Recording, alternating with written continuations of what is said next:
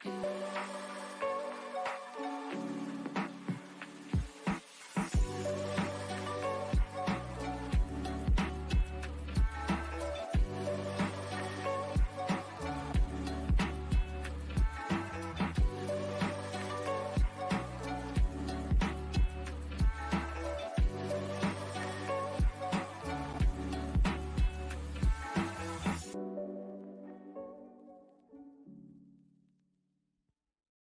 is Tuesday, everybody, March 8th. We're getting fired up and getting ready to get the NADA show fired up. We're going to talk about why actually do we even do shows like this. It's not just for the parties and the fun. We'll explain in a minute, but let's get into Tuesday. Everywhere I go, the people really want to know who I is and who I be. They stop and stare when they see the speed at which you came into that drop this morning. Fall to your knees. Tip my hat when it's time for the kill. Like the timing was so legit. You were like, Tuesday. It's so good. Sometimes it works and sometimes like dip, dop. For anyone wondering, it is never rehearsed. Right. We're always ad-libbing right here. It's actually not only not rehearsed, but I don't know about you, Kyle, but I literally don't even think about it until I like hit the button to start talking. Like, oh boy, we got to intro the show. This is great. Let's go. It's kind of the safety of saying it's the day and the date, right? There's the safety of that. Like that's just how the show. So like 4 seconds that you get to think about what am I going to say for the next 12. I don't know why I don't know why this show starts that way, but it just does. Right. It did one day, and that's just how it starts now. And it's good. It's good. It's for the edit. So the editor's like, oh, this is the day that it is. Have some fun stuff to talk about today. Obviously, a lot of anticipation and momentum building up to the NADA 2022 show kicking off officially Thursday night. So a lot of people are moving into town tomorrow night. Tomorrow night. There's some other things going on Thursday, but I thought it would be nice to talk about why it's such a big deal in the spirit of drawing a big circle around everyone in the industry. I don't want to assume, right? Yeah. And like assuming that everybody knows it's because of Keith Urban concerts. No. Keith Urban? Oh, yeah. So if you don't know, this is a great little education point. So this is where some industry vendors spend gobs of money to bring in Grammy winning artists to put on after parties, to get dealers to come and just literally it's like I want to get a little affinity toward me because they love Keith Urban and I just showed them Keith Urban.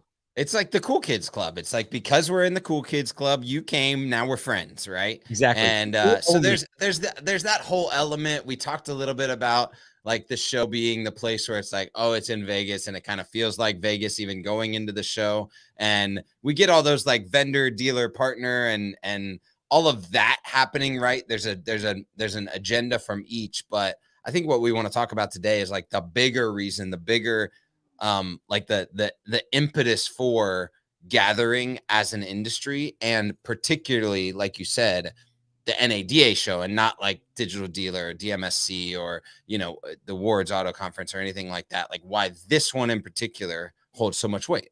Yeah. There's some of you may have heard or seen okay, the way I break it down is this: Digital Dealer, a Brian Pasch event, Ward's Auto Conference, right? Even the event that we're going to put on later this year. Those are events where you're usually gathered. It's a little bit more topical. Right? Digital Dealer, right? It's about marketing. It's a marketing conference. And I think there's a disproportion from a large standpoint around marketing, some around fixed ops. There's a lot of smaller gatherings, regional gatherings that people talk about specific issues. But the NADA show is unlike any other show because it's everyone from every angle, including not just dealers, not just vendors and industry partners, but we're talking about OEMs. We're talking about a gathering of a lot of thought leadership from outside automotive. There's a whole international contingent that flies in for the show. And so you get exposed to a lot of different new elements. They get exposed to new elements. It really is the larger automotive community that comes together. And this is where I think about this, like even just from the vendors that are there, right? Or the let's not say vendors, but the people that are on the show floor, the people that have booths, right? Yep. And you just said it, but there are OEMs that will have full layouts there, right? There are digital retailing tools or marketing tools and things like that. And a lot of times you go to some of the other smaller, especially like marketing trended conferences, and it's just a lot around the marketing ecosystem, right? A lot around the website ecosystem. But what is in at NADA, as I'm going through the list of 530 something total exhibitors, you're looking at, you have legal entities, people that are helping with, you got car washes, you have everything in the dealer ecosystem, and you get even a little bit more on the fixed op side than you maybe typically would. Heck yeah. On and so you get just like all of these influences. It's a place where dealers will bring their controller a lot, because there's a lot of conversation around dealership finances and how the security. Exactly. So I just think it's a really unique approach to, and what I would encourage is a lot of people actually go to these shows and they keep that one track mind of like, well, my role is X, right? I'm the dealer principal, or I'm the marketing pusher, I'm the controller. And it actually gives you the opportunity to kind of like swing outside your role just a little bit and get a little bit more context for the rest of dealership operations. Yeah. And, you know, another facet that we don't talk about a lot on the show, but is very important, is the gathering of the OEMs. And every OEM has an annual meeting. And you know, so if you're a Subaru dealer, right, you go to the Subaru meeting and you're going to have the top execs from Subaru in the room, all the other Subaru dealers, they're going to give you some information about like where we think we're going, some reporting, fielding questions. I went to the Subaru last, was it 2020, right? 2 years ago. I went to the Subaru meeting and it was awesome. It was awesome. Like, because all the execs were like on the floor answering questions from dealers, especially the Subaru meeting, from what I understand. Yeah, I guess it was kind of the right one to go to. I just went with some dealer friends. You know, so there are all these elements of the automotive industry. And like you said, it's easy to get buried in your own silo and be like, well, the buttons on the website aren't converting like we need to. That's the most important thing in the world. Right. And it's not. It's not. Right. Yeah. So I like seeing the whole picture and helping you understand the whole picture and the complexities of the whole picture, because it's real easy to be like, GMs don't understand, or GMs are like, marketers don't understand, or like OEMs don't understand, or like dealers don't understand. It's really easy to get in our lane and forget, or just live in ignorance of the complexities that are in our industry. So this is a place where you can kind of get a handle on the complexities, and you're like, oh, okay. It's not just my little, like, we care about the internet buttons. They're really important, right? Right. Colin, so, and I really care about the internet. Oh man, I absolutely care about the internet buttons. We were talking yesterday about internet buttons. We're talking about buttons. Yeah, for sure. Analytics and all that. I think I want to point to another layer of the NADA show, and particularly NADA, because a lot of people in the dealership actually hear NADA, and probably the first thing that you go to is NADA values, right? And so you're thinking, what's the car worth? Is a used car valuation system, which is NADA values, which is a separate piece of the same words, right? Or the same acronym.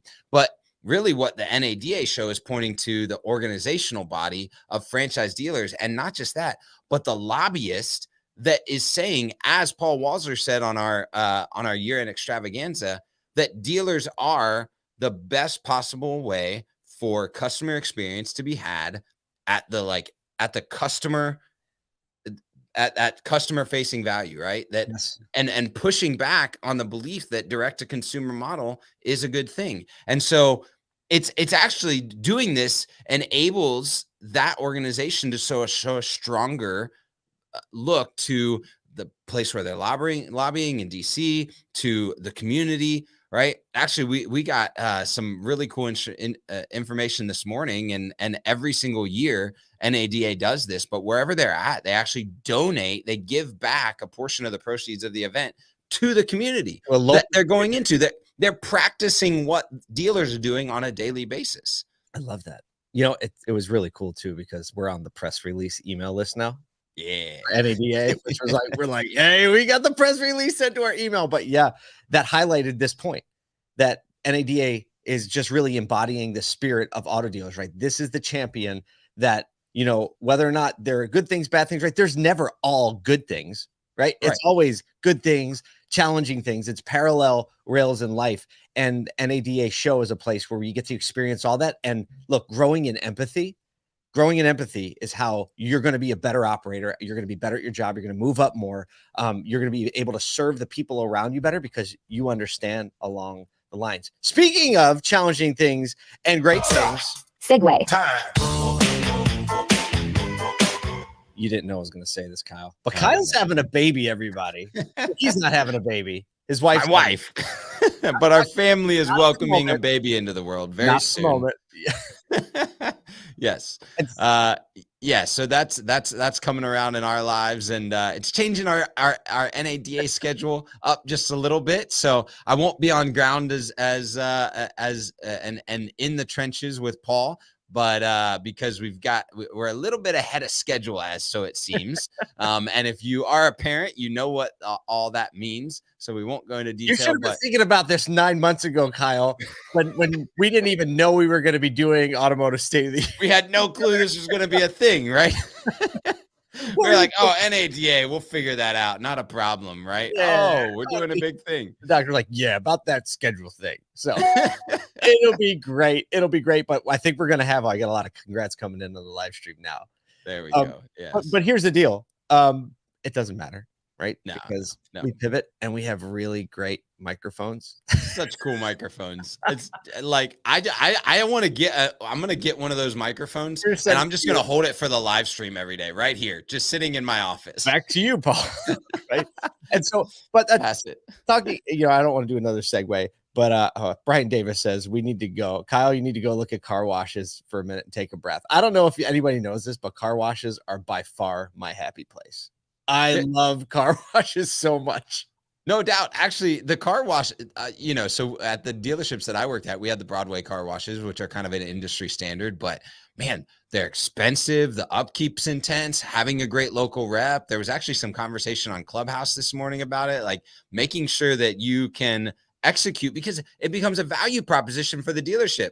It's like, once I remember so often, it's like, oh, but I couldn't get my car washed today. It's like, yo, it's 28 degrees out in Nashville. We ain't got enough salt for that. Right. And like, people get attached to that. So getting a car wash for your dealership is not just like, oh, sign up for that lease. It's like, there's a whole lot of more elements that come alongside that. So just a random, there we go. Well, in New York, we love car washes. I love them just because it's like, there's colors, my car's clean on the other end. Let's talk about what we're actually doing for the show. So in the effort to bring everybody in and around the show, we know most people can't go, right? There are couple million people that are working in and around this industry, and only 30,000 get to go. So that means for the vast amount of the rest of everyone who cannot go, we wanted to make sure we could produce for you a very fun and easy to watch way where you can feel like you're part of it. Here's the little thing we're going to do. We're going to run it. We're going to be on the ground. We're going to be in the studio. We're going to have teams editing stuff overnight, actually. So we're going to live stream. We're going to be producing social media content videos. We're going to be There goes my mic.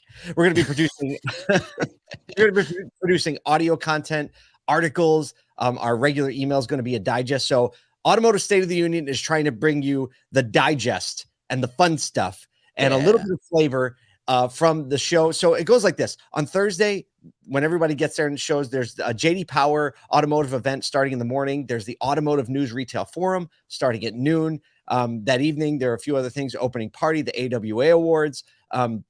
We're going to do several live streams on Thursday, and we're going to try to bring you content from all of those events. So, and just give you a taste and start to go. Friday morning, there's the ribbon cutting. We'll be live streaming from that. We want to show you so like you can actually be there and attend and not see it or not see it a day or two later. Their Time Dealer of the Year award, which is a big deal. And we're going to be on the floor interviewing dealers, interviewing vendors, just bringing the heat and the fire. If there's anything you want to see, let us know. On Saturday, more of the same. They're going to install the new NADA chairman, Michael Alford. They're going to be putting him in. Michael Strahan, I don't know. We'll try to get Michael Strahan. I don't think we're but if anything, Cirillo might know him. Actually, speaking of just some shout outs that we want to throw out. Good way. we a good friend of ours, he's been on the podcast before. Michael Cirillo is going to be hanging out where I can't be with Paul. So he'll be jamming around, doing some interviews, engaging with the Automotive State of the Union crew there. So shout out to Cirillo for getting on the fly and being ready to do that. Also, shout out to a few partners that are making this possible. Scion Digital, Effective, and AutoFi have made it possible for us to go live with all this live stream to bring everyone to the table. So Scion Digital, a crypto company bringing crypto to automotive. Effective, many know, who are the advertising arm of Comcast and are deep into automotive, moving away from linear to a more connected TV experience. And then AutoFi, really challenging the fintech space in automotive with actually a massive announcement yesterday, a big old investment round from groups like Santander and other banks that are pushing into utilizing them. So lots going on in that world, but we just want to thank those people for putting in and giving us the opportunity to do this for the rest of the industry this week. Without a doubt. And we'll try to get Michael Strahan. I mean, like, I'm an Eagles fan, he's a giant, but still, if anything's going to lure him over, I think that this microphone flag that I have, he's going to be like, I'm going to talk to those guys. I'm going to talk to those guys. Exactly. They seem like the real people. Okay. Not hating on the Wall Street Journal. Hey, if you're going and you're a part of the Wall Street Journal press team, I just want you to know that I'm a subscriber and I'd love to. He's a savvy business person. I am. I paid $1 a month because I took the Father's Day special. Good. Let's talk about at least one piece of news today. It came out that the numbers came in from the used car market last month. The February numbers, actually pricing and values dropped for the first time since last August. Isn't that nuts? 2.1% down, indicating probably a little bit of what everyone's kind of expecting is going to happen, which is the prices are going to start to. But remember when we felt that way in August? Right. Yeah, no, there were some downturns back. I mean, there's been a couple times in the last 2 years where it's kind of made that dip and then rebounded. And we're already seeing, at least in the dealers that we talked to, this kind of rebound in March, a fast start to March. So we may immediately see a change right back in that. I mean, look, in August we were thinking, okay, this is kind of the beginning of the end, right? Everybody, and then look what happened. Nope, right back up. And now with everything going on with supply in Russia and Ukraine, materials, chips, right? Who the heck?